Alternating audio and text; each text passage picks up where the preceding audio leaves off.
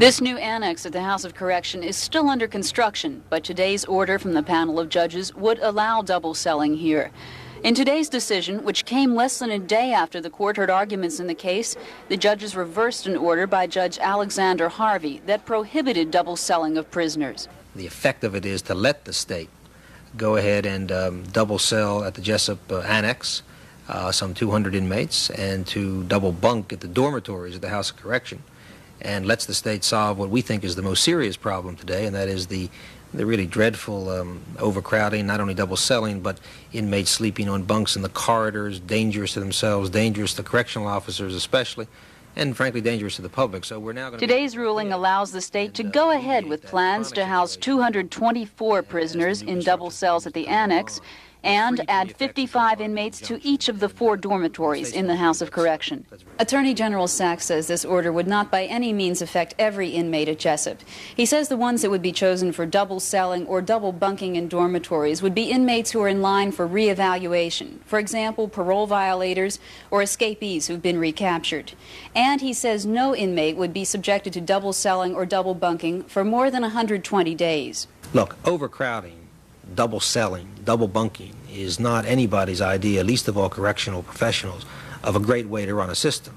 It is, however, something that we consider absolutely necessary if the alternative is the release of offenders on the streets before they're eligible, before they're ready. But this isn't the end of the double celling issue. The judges say they'll take another look at the issue of overcrowding in Maryland prisons in June. This is Mary Norton on the scene in Baltimore.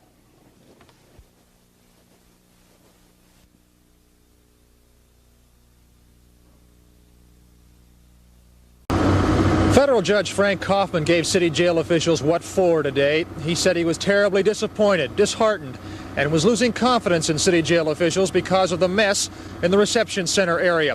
159 inmates housed there, just 96 cells. That means 63 inmates have got to be moved, and moved fast. And the judge gave the city till tomorrow to straighten the mess out.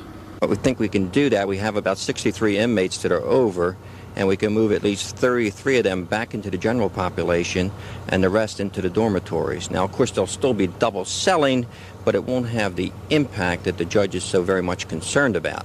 I think there is no excuse for the city's conduct. The city is going to be given overnight to come up with, number one, the reasons why this occurred, which are not even clear at this point. Number two, what they intend to do about it on an immediate basis. And number three, what they intend to do about it on a long-range basis.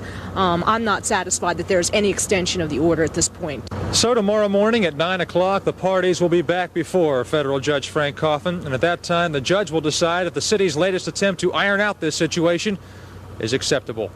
I'm Wayne Lynch on the scene with a minicam at the federal courthouse downtown.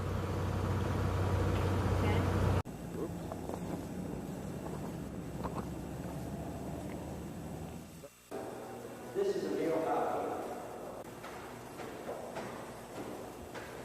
But one thing that for a while chow call, chow's going to be late. We have inmates, you will never see that many red lights. This hole.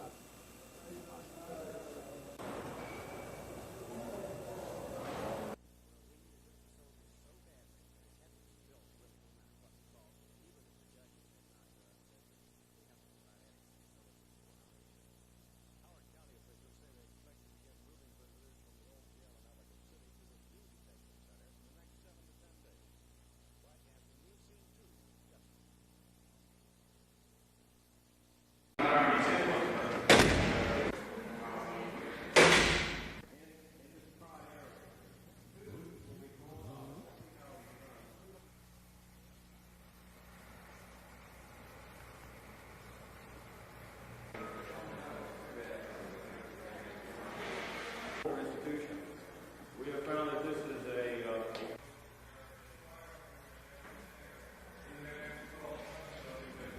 someone pounds on this glass, it might crack into very small pieces and fall away, but what's left behind is a very thick sheet of plastic that is very impervious to pounding, to cutting, and everything else.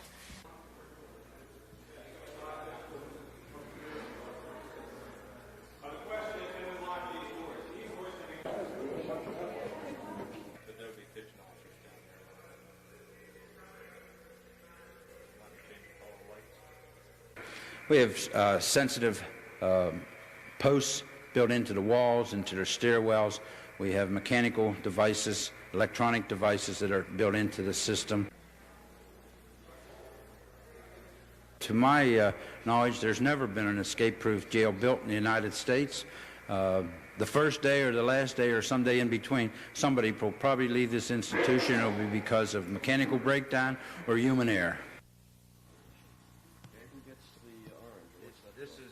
This is trustee. Trustee. What is that?